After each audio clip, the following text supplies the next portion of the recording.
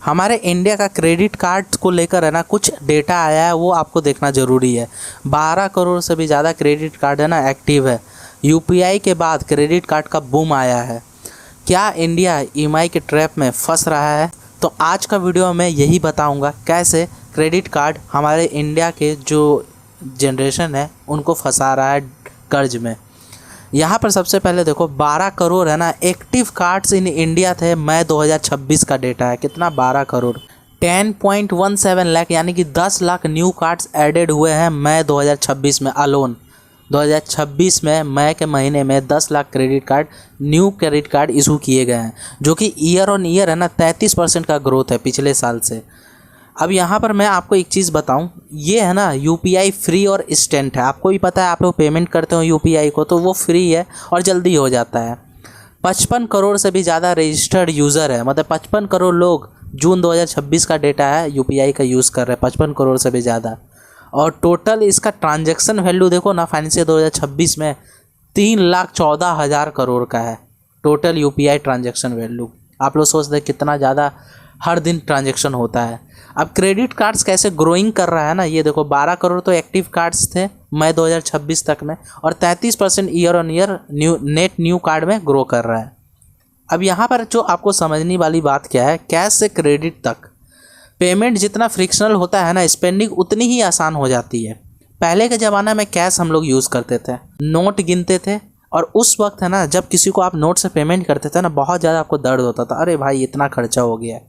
और जैसे ही यूपीआई आया, डेबिट कार्ड आया, इंस्टेंट इनविजिबल पेमेंट होने लगे। मतलब कि ना एक दर्द, पैसा अगर आप सोचो 500 रुपया अगर आप खर्च करते हो नोट से तो आपको लगता है हाँ भाई मैंने खर्च किया। अगर आप यूपीआई से है ना 500 रुपया खर्च करते हो तो आपको पता भी नहीं चलता, अरे 500 रुपया तो था, खर्च हो गया। यही है यूपीआई कैसे आपको माइंडसेट, एक जो दर्द होता है ना पैसों को लेकर, यूपीआई आपके अंदर से ख़त्म कर रहा है। आप है ना एक चुटकी में 1 लाख रुपया किसी को भेज सकते हैं यूपीआई के थ्रू, और वही 1 लाख पहले के ज़माना में आपको बैंक जाना पड़ता था, कैश लेना पड़ता था, फिर जाके आपको देना पड़ता था। तो आपको लगता था भाई कितना मेहनत का पैसा है। अब यहाँ पर देखो क्रेडिट कार्ड है ना, अब पैसे भी उधार उतना ही ईजी दे रहा है। क्रेडिट कार्ड जब से यूपीआई आया ना, क्रेडिट कार्ड का बूम बढ़ गया है। ठीक है, यहाँ पर देखो आप लोग यूपीआई ट्रांजैक्शन वैल्यू देखो 2022 से लेकर 2026 तक का है। डिजिटल पेमेंट इंफ्रास्ट्रक्चर ने इंडिया की स्पेंडिंग हैबिट है ना सबसे हमेशा के लिए बदल दी है। 84,000 करोड़ का ट्रांजैक्शन वैल्यू था फाइनेंशियल ईयर 2022 में। 23-24 में 200 यानी कि 200 लाख करोड़ का हो गया। फिर उसके बाद फाइनेंशियल 24 और 25 में 260 लाख का हो गया, और फाइनेंशियल 2025-26 में 3,14,000 करोड़ का हो गया। देख रहे हैं ये ग्रोथ, मैसिव ग्रोथ है। यहाँ पर बैंक की असली मॉडल आपको समझना जरूरी है। आखिर ठीक है यूपीआई आ गया, आखिर क्रेडिट कार्ड इतने लोग क्यों ले रहे हैं? मई महीना में 10 लाख लोग ने न्यू क्रेडिट कार्ड्स लिया। आखिर ऐसा है क्यों? बैंक क्यों आपको उधार में पैसा दे रही है? वो तो ऐसा चैरिटी खुली तो नहीं है, कोई एनजीओ तो है नहीं। तो क्रेडिट कार्ड बैंक के लिए ना सबसे प्रॉफिटेबल प्रोडक्ट में से एक है, सबसे ज़्यादा प्रॉफिटेबल प्रोडक्ट्स में से एक है बैंक के लिए। आप लोग को उधार पैसा देती है बट वो कमाती बहुत ज़्यादा पैसा है। कैसे ये है? यहाँ पे देखो बैंक पैसा कैसे बनाता है, 4 तरीके से बनाता है क्रेडिट कार्ड इशू करके। सबसे पहले उसमें है ना इंटरचेंज फीस होता है। मतलब कि जब भी आपके पास क्रेडिट कार्ड होगा, आप है ना कहीं भी मॉल में गए या कोई मर्चेंट के पास गए जो क्रेडिट कार्ड एक्सेप्ट करता हो पेमेंट के लिए, तो आप तो पेमेंट कर देते हो, बट वो है ना मर्चेंट या मॉल वालों को है ना 1 से 2% कमीशन देना होता है ट्रांजैक्शन का। कस्टमर को कुछ पता ही नहीं चलता है। कस्टमर सोचता है भाई ठीक है क्रेडिट कार्ड से तो वो पेमेंट कर देते हैं, बट जो मॉल वाले हैं, चाहे मर्चेंट वाले हैं, बड़े बड़े दुकान वाले जो क्रेडिट कार्ड को एक्सेप्ट करते हैं, वो उनको है ना हर ट्रांजैक्शन पर 1 से लेकर 2% का चार्ज देना होता है। किसको? बैंक को देना होता है। सेकंड जो तरीका है पैसा कमाने का वो है इंटरेस्ट। देखो मिनिमम ड्यू पे करने वालों पर है ना 30 से 40% एनुअलाइज इंटरेस्ट पूरे आउटस्टैंडिंग पर लगता है। आप 50,000 का क्रेडिट कार्ड से यूज़ कर लिए, आपका 50,000 लिमिट है, 50,000 आप क्रेडिट कार्ड को यूज़ कर लिए, बट यूज़ तो कर लिए, अब उसको बिल तो भरना होगा ना। 30 दिन तक आपका इंटरेस्ट नहीं लगता, 30 दिन के बाद तो लगेगा ना। तो 30 दिन बाद आप जो बैंक बोलता है अच्छा ठीक है आपके पास पैसा नहीं है तो आप एक काम करो, 50,000 नहीं देके आप 10,000 दे दो अभी। तो क्या 10,000 देने से आपका टेंशन मुक्त हो गया? नहीं, आपका है ना इंटरेस्ट है ना 30 से 40% आउटस्टैंडिंग पर लगेगा, 30 से 40%। मतलब कि 3 से 4% महीना लगेगा। तो इंटरेस्ट रेट क्रेडिट कार्ड में ना काफ़ी ज़्यादा है। जरा सा भी आपका पेमेंट चूक हुई ना तो आपको काफ़ी ज़्यादा इंटरेस्ट देना पड़ता है। और ऐसा इंटरेस्ट, अगर मान के चलो आपको ऐसा फाइनेंशियल बुरी तरह से फंस गए हो, आप पैसा नहीं आप चुका नहीं सकते हो, तो आपको कई साल लग जाएंगे, वो 50,000 भी नहीं चुका पाओगे, खाली आप इंटरेस्ट भरते रहोगे। तो ये सबसे बड़ी प्रॉब्लम है क्रेडिट कार्ड की, और ये सबसे ज़्यादा प्रॉफिटेबल है किसके लिए? बैंक के लिए।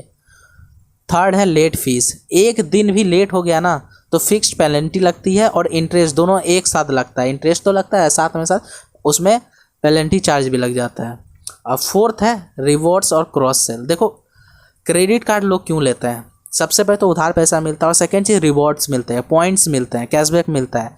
कैशबैक से ज़्यादा स्पेंडिंग, फिर लोग है ना loans, insurance, investment, cross sell करते हैं। देखो होता क्या है ना, आप क्रेडिट कार्ड आप यूज़ कर रहे हो बैंक का, तो आप है ना ज़्यादा से ज़्यादा यूज़ करो वो क्रेडिट कार्ड को। क्यों? क्योंकि आपको रिवॉर्ड और कैशबैक मिलेगा। तो वो बैंक है ना ये देखता है कि आप कहाँ कहाँ क्रेडिट कार्ड को यूज़ करते हो। आप लोन पेमेंट में करते हो, चाहे इन्वेस्टमेंट में करते हो, चाहे आप इंश्योरेंस में करते हो। इससे होता क्या है ना, ये सारा डेटा है ना बैंक को मिल जाता है, और बैंक को मिल जाता है तो वो क्रॉस सेल करते हैं। वो बोलते हैं अच्छा भाई ये आदमी इतना ट्रांजैक्शन कर रहा है तो क्यों ना इसे कुछ इन्वेस्टमेंट कराया जाए, बैंक वाले के पास तो डेटा है, क्यों ना इसे कुछ इंश्योरेंस परचेज कराया जाए। तो ये चौथा तरीका है बैंक के लिए। अब यहाँ पर मिनिमम ड्यू का है ना, इसके बारे में थोड़ा स्पेसिफिक बात करूँगा। ये मिनिमम ड्यू का जाल क्या है? जब सिर्फ मिनिमम ड्यू पे करते हो ना तो इंटरेस्ट पूरे आउटस्टैंडिंग अमाउंट पर लगता है। नए ट्रांजैक्शन का ग्रेस पीरियड भी ख़त्म हो जाता है। ये थोड़ा आपको समझना ज़रूरी है अगर क्रेडिट कार्ड आप लोग यूज़ करते हो तो। अब यहाँ थोड़ा एग्जांपल के थ्रू समझो। देखो 1,00,000 रुपया का आपका लिमिट है क्रेडिट कार्ड में, 50,000 आप यूज़ कर लिए, बट वो 50,000 आप नहीं चुका पा रहे हो, आप मिनिमम पे किए 10,000 रुपया, 40,000 तो ऐसे ही आपका क्या है आउटस्टैंडिंग है, 40,000 आपको देना है क्रेडिट कार्ड में। और आप क्या किए, आप नए ट्रांजेक्शन कर लिए, मतलब 20,000 का और क्रेडिट कार्ड यूज़ कर लिया। बट वो क्रेडिट कार्ड में है ना 20,000 जो आपने यूज़ किया ना उसमें ग्रेस पीरियड नहीं मिलेगा कि 30 दिन इस 20,000 में इंटरेस्ट नहीं लगेगा, वो एक दिन बाद से ही लगना स्टार्ट हो जाएगा। तो ये सबसे बड़ी प्रॉब्लम है क्रेडिट कार्ड में। अब यहाँ पर कुछ रिस्क है जो आपको समझना जरूरी है। देखो 51.9% से भी ज़्यादा नए retail NPA unsecured lending credit cards और पर्सनल लोन से आ रहा है। मतलब कि आरबीआई ने 2023 में ना अनसिक्योर्ड लेंडिंग पर कैपिटल रिस्क वेट बढ़ाया है। बैंक को हर अनसिक्योर्ड लोन के अगेंस्ट ज़्यादा कैपिटल रखना पड़ता है। इसका सिंपल सा मतलब, ऐसा आरबीआई का डेटा है कि 51% से भी ज़्यादा लोग हैं ना जो क्रेडिट कार्ड्स यूज़ कर लिए हैं वो चुका नहीं पाते हैं क्रेडिट कार्ड बिल को, 51% से भी ज़्यादा। तो आरबीआई बोलता है कि ये है ना अनसिक्योर्ड लोन है, किसके लिए? बैंक के लिए। मतलब बैंक वाले जो आपको उधार दे रहे हैं क्रेडिट कार्ड में, तो अगर आप पैसा नहीं चुकाओ तो बैंक के लिए तो आप डिफ़ॉल्ट हो गए ना। तो इसलिए आरबीआई कहता है कि आप है ना जितना भी लोन दे रहे हो, मान के चलो एक बैंक है उसने 1,00,000 करोड़ का क्रेडिट कार्ड से लोन दिया है लोगों को, बैंक कहती है आपको है ना इसके अगेंस्ट ज़्यादा कैपिटल रखना होगा, यानी कि 2,00,000 करोड़ आपके पास होना चाहिए। अगर ये सारा डिफ़ॉल्ट हो जाता है तो आपको कोई प्रेशर ना पड़े, ज़्यादा कैपिटल रखिए। देखो अनसिक्योर्ड लोन और सिक्योर्ड लोन में क्या फ़र्क है? सिक्योर्ड लोन क्या हो गया? Gold loan. आप बैंक को गोल्ड लोन देते हो, गोल्ड देते हो तब आपको बैंक लोन देता है। ये सिक्योर्ड लोन है बैंक के लिए, क्योंकि पता है अगर आप लोन नहीं चुकाए तो गोल्ड आपका गिरवी रख के बेच दिया जाएगा। बट जो क्रेडिट कार्ड दिया जा रहा है ये अनसिक्योर्ड लोन है, किसके लिए? बैंक के लिए। तो बैंक को है ना इसके अगेंस्ट ज़्यादा कैपिटल रखना है, ऐसा आरबीआई ने बोला है।